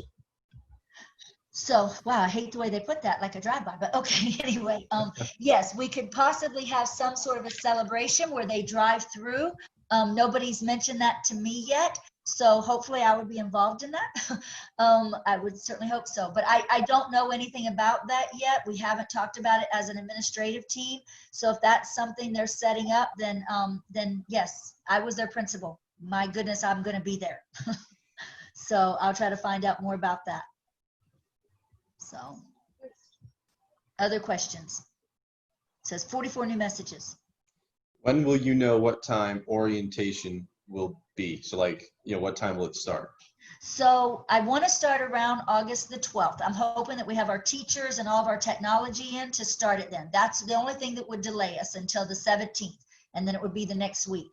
What we will do is we're still planning on having some trainings for our teachers up until that time. So most of our trainings will start about 12 o'clock and we'll go from about 12 to 4. For those parents that cannot get in because they're working, then I would ask them, we'll send an email, we're telling you when your time is scheduled, and then we'll be asking, we'll say, if this doesn't work for you, please let us know what the conflict is. And then we'll probably set up some of those very same type of orientations in the evening, just like we have done with our Zooms for parents that are working and can't get in during the day.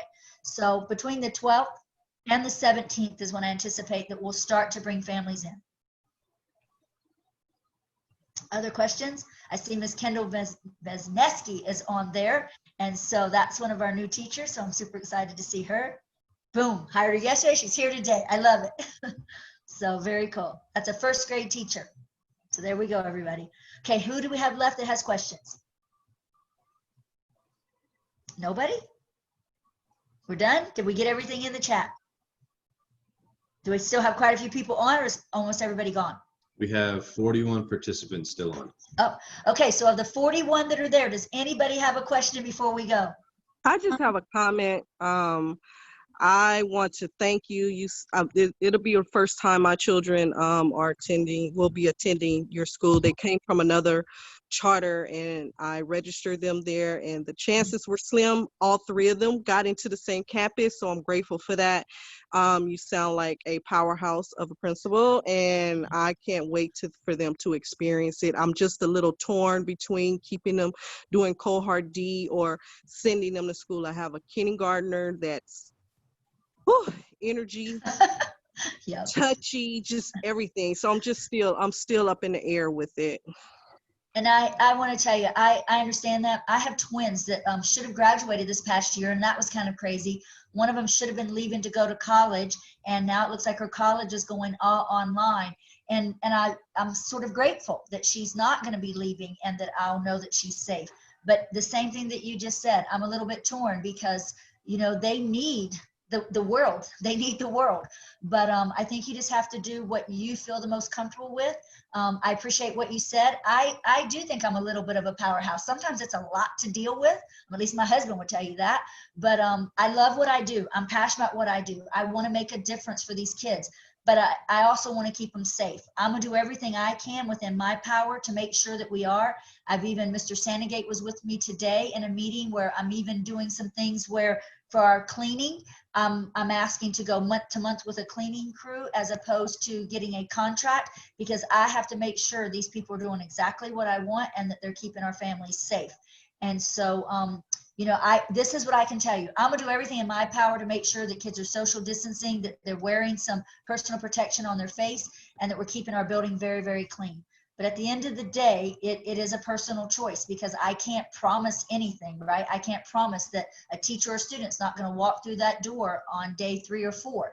The only thing I can tell you is one of the reasons I chose this 4-day model is that if somebody walks through the door on a Thursday, I have a good chance of getting rid of that virus just for the simple fact that my building is closed down for the next 3 days.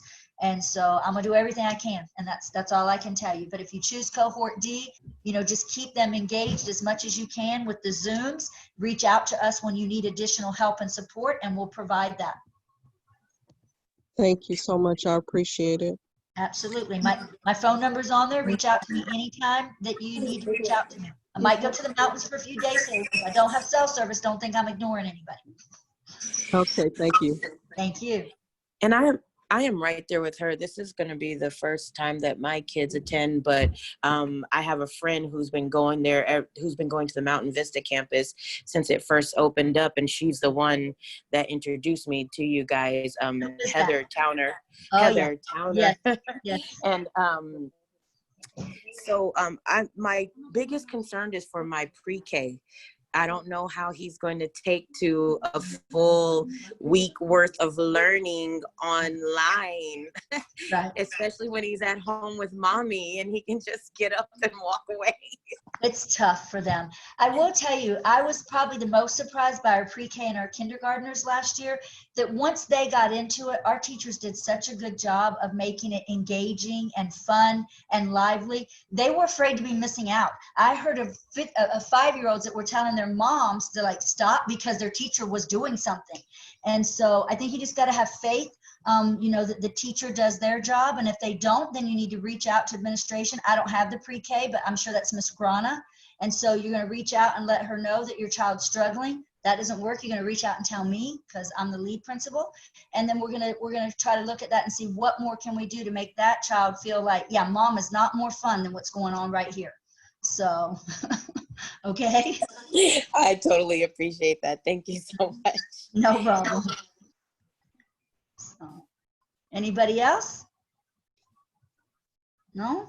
I see one that says, how can we sign up for the group we want to put the kids in? So this isn't like a shopping spree. You don't get to choose. We're going to do that by household. And then if there's any logistical problems with that, then that would be a case-by-case basis. But I already anticipate kids that are in Cohort A wanting to be in Cohort B because their friends are there. And that's something we won't be able to accommodate. Until everybody comes back together, they're going to have to just see their friends remotely. Are we pretty much done with the questions? Anna, you see any in Spanish I need to answer? No, all the questions were in regards to the lunch application, and we did answer them on there. So if you want, I'll say it in Spanish just in case somebody does have it before we leave. Okay. So, si hay alguien que tenga alguna pregunta en español, si gustan de una vez hacerlo o ponerlo en el chat para podérselos contestar antes de que nos vayamos. And did Tabitha Cunningham see that to reach out to Dr. Christine Baxter? So that's in the chat. Her email should be in there. That's our special education facilitator. Anything else? Are we good, you guys? It's almost 2 hours. That's a long one. It looks like there's 2 more, Renee. Okay. It says, I am also new at the school and to the state, but I want them to stay at home. Do I need anything to do for C?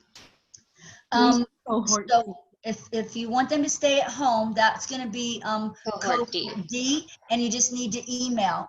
It can go to Anna Della O. I think her email's on the website as well, and then any of the administrators. And we're putting all that together, and then we'll be reaching out to those parents to have them come in for training prior to school starting as well. Cohort C, that will be determined either by the special education team or the EL department, our English language learners. So our team that works with those students. And so the other way it would be done by computer, just randomly selecting by households. Ms. Fernandez, there's one last question that says, what will be required of a child if they do live instruction? Will participation from a parent be required?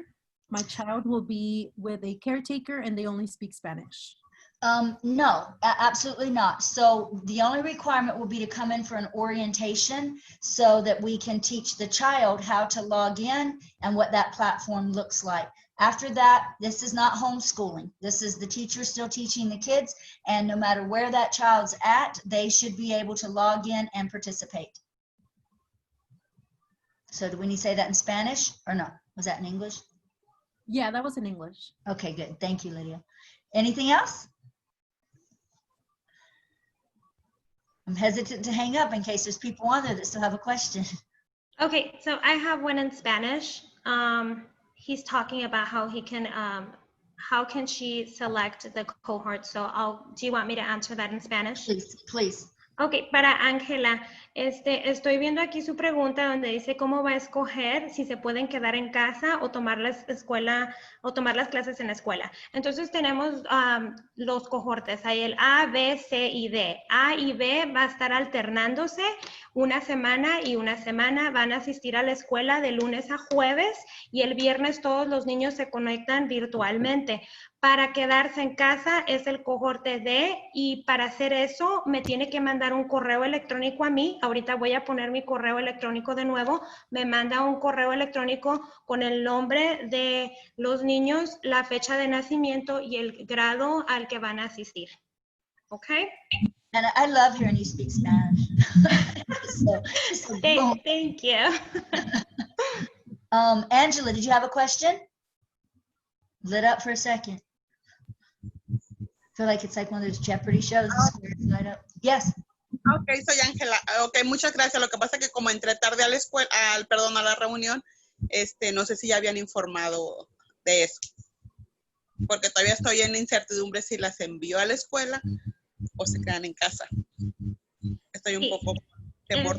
Es totalmente su decisión de usted, como usted se sienta más cómoda. Como le decimos, tenemos las dos opciones, el cohorte A o B, que es igual, van a ir los niños de lunes a jueves y el viernes todos se quedan en casa. El viernes, sábado y domingo vamos a utilizar para desinfectar y limpiar bien toda la escuela para que después el segundo cohorte vayan a ir, que es el B, va a ir de lunes a jueves y los de A se van a quedar en casa a hacer los estudios virtualmente. Entonces, si quiere que nada más se conecten virtualmente, entonces va a ser la opción D. Para eso me tiene que mandar un mensaje, un correo electrónico a mí directamente pidiéndome eso. Me incluye el nombre del niño, la fecha de nacimiento y el grado al que van a asistir este nuevo año escolar.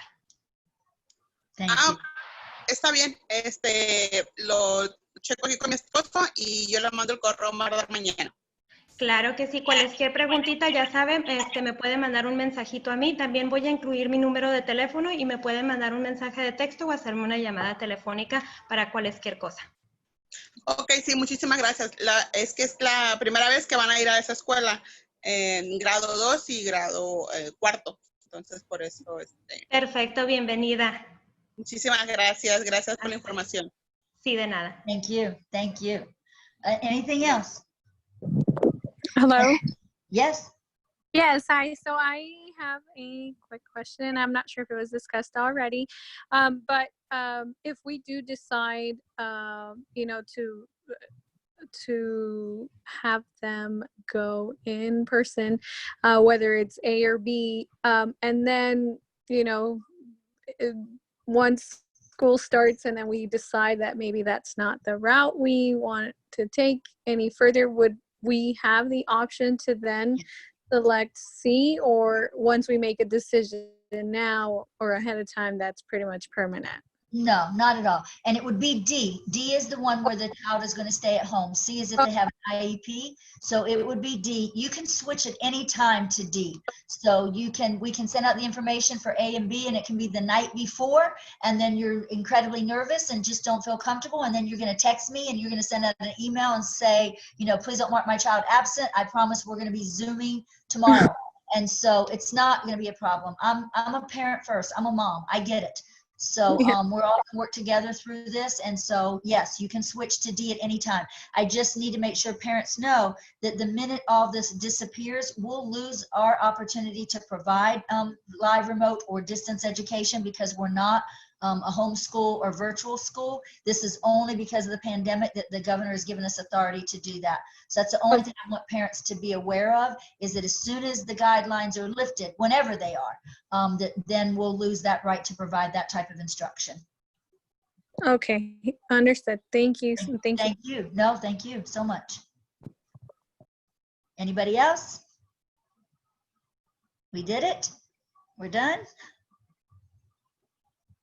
Okay, it's 3 minutes till 8.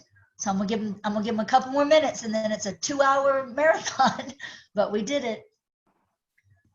So, and then what I would love, you guys, if we could take these questions, I don't know if we have them from the previous one, but do like a frequently asked questions and put that on the website. I think that would be so helpful. Maybe we can get Anna or somebody to translate that for us. I'm already kind of working on that, so. Excellent. Thank you. Thank you, Tiffany. I just think we get asked the same questions, and so I think that would help a lot. So, okay, well, down to 2 2-minute warning, everybody, 2-minute warning.